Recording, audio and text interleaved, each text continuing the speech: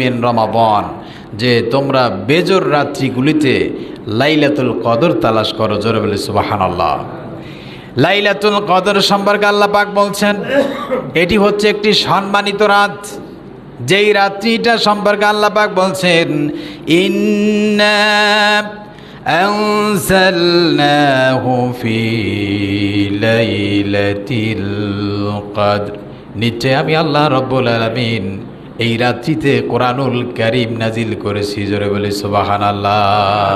নিশ্চয় আমি লাইলাতুল কদরের রাত্রিতে আমি কি নাজিল করেছি? কোরআন নাজিল করেছি।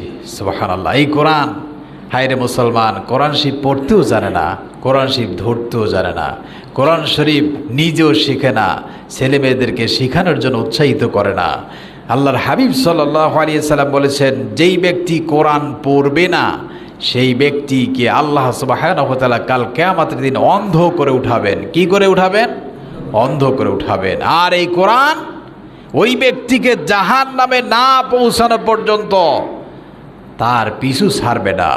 আর যেই ব্যক্তি কোরআন পড়েছে, কোরআনের সাথে আমল করেছে, কোরআন সাথে সম্পর্ক রেখেছেন, ওই ব্যক্তিকেও কোরআন ছাড়বে না যতক্ষণ পর্যন্ত আল্লাহ রাব্বুল আলামিনের জান্নাতে না পৌঁছে দিবেন। জোরে বলে সুবহানাল্লাহ।